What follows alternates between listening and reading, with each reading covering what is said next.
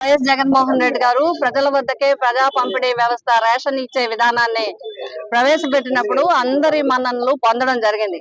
ఆ రోజు మేము ఎంపీలుగా ఉంటే చాలా మంది భారతదేశంలో ఉన్న మిగతా ఎంపీలు కూడా ఈ యొక్క జీవోలు కూడా తీసుకుని మా రాష్ట్రాల్లో కూడా ఇవి ప్రవేశపెట్టాలి, వాలంటీర్ వ్యవస్థను ప్రవేశపెట్టాలని చెప్పి ఆదర్శంగా దేశం మొత్తం ఆదర్శంగా తీసుకున్న వ్యవస్థ ఇది. అయితే ఇప్పుడు దీని ద్వారా సుమారు 9,700 పైన దగ్గర 10,000 వెహికల్స్ వచ్చాయి. అదే విధంగా 17,000 నుంచి 20,000 మంది దీని మీద ఒక వ్యవస్థ ఏర్పడింది. నిరుద్యోగ యువతకి ఉపాధి కల్పించే విధంగా, స్వయం ఉపాధి కల్పించే విధంగా వాళ్ళ పనిని వాళ్ళు చేసుకుంటూ చక్కగా వెహికల్ యొక్క రుణాన్ని కట్టుకుంటూ వాళ్ళు కూడా గౌరవంగా సంఘంలో ఉంటూ ఒక సామాజిక సేవను చేస్తున్నామనే మంచిదనంతో ఉండే విధంగా ఒక వ్యవస్థని ఏర్పాటు చేయడమే కాకుండా దీని ప్రధాన ఉద్దేశం ఏమంటే ఎవరైతే గ్రామీణ ప్రాంతాల్లో, పట్టణ ప్రాంతాల్లో అట్టడుగు వర్గాలు, బలహీన వర్గాలకి ఉన్న ఈ కార్డులు సుమారు 5.5 లక్షల కార్డులు ఈ రాష్ట్ర వ్యాప్తంగా ఉన్నాయి. ఈ కార్డులన్నింటికీ కూడా ఇంటికి దగ్గరగా మరి రేషన్ కి దగ్గరగా తీసుకెళ్ళరు. ఎందుకంటే ఈ రేషన్ కార్డు తీసుకుంటున్నారంటే ఎవరు? రోజు కూలీ చేసుకునే వాళ్ళు, చిన్న చిన్న పనులు చేసుకునే వాళ్ళు, రోజు కూలీ మీద ఆధారపడ్డ వాళ్ళే ఈ రేషన్ కార్డులు తీసుకుంటారు. వారందరికీ కూడా ఏ రోజు కూలి మానవలసిన అవసరం లేకుండా లేదా ఇంకొకరి సహాయం లేకుండా రేషన్ ని తీసుకోవడం ఒకటి. అంతేకాకుండా రేషన్ షాపుల్లో అయితే కొంతమంది తీసుకోలేకుండా టైం అయిపోవడం వల్ల, వివిధ కారణాల వల్ల తీసుకోలేకుండా ఉండకుండా అందరూ కూడా తీసుకునే విధంగా కూడా ఈ వ్యవస్థను రూపొందించి చక్కగా అమలు చేయడం జరిగింది.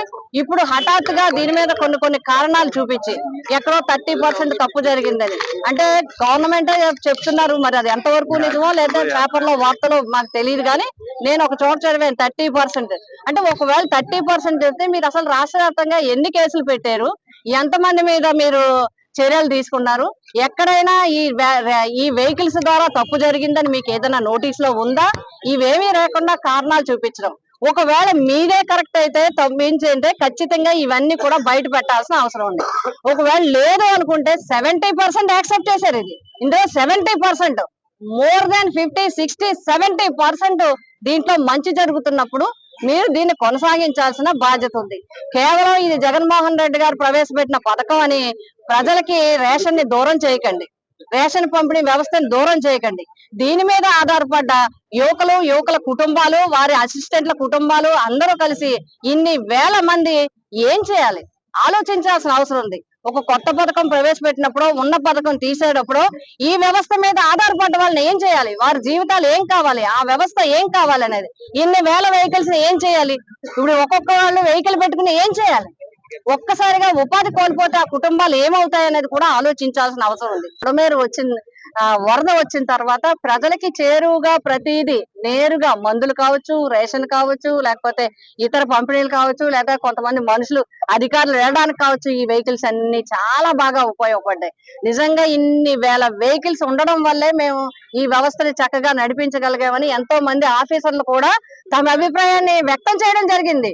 ఈ వెహికల్స్ ఈజీగా వెళ్ళిపోతున్నాయి, నేరుగా వెళ్ళిపోతున్నాయి, కుర్రోళ్ళు కూడా, డ్రైవర్స్ కూడా చాలా బాగా పనిచేశారు, మమ్మల్ని చాలా జాగ్రత్తగా సేఫ్ గా వెళ్ళి తీసుకొచ్చారని పబ్లిక్ కూడా మెచ్చుకున్నారు. అటువంటి ఒక మంచి వ్యవస్థని నిర్వీర్యం చేయొద్దు దయచేసి. అందరూ కూడా తప్పనిసరిగా ఆలోచించాలి. అంతేకాదు కరోనా అప్పుడు కూడా వీళ్ళు చాలా ఎంతో చక్కగా సేవలు అందించడం జరిగింది.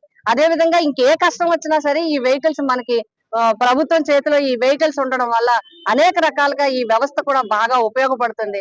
కాబట్టి దయచేసి మేము అందరం కూడా మా అందరి తరఫున కోరేది మేము ఒక్కటే, వీళ్ళని రోడ్డు మీద పడేయద్దు, ఈ కుటుంబాలకి రక్షణ కల్పించండి, ఈ కుటుంబానికి ఎవరిని కూడా వీధుల పాలు చేయొద్దు, వాళ్ళకి ఉపాధిని కొనసాగించమని, ఈ వ్యవస్థను కొనసాగించమని, పేదల దగ్గరికే రేషన్ పంపిణీ వ్యవస్థ కొనసాగించే విధంగా మీ ఆలోచన చేయాలని చెప్పి కోరుతా ఉన్నా.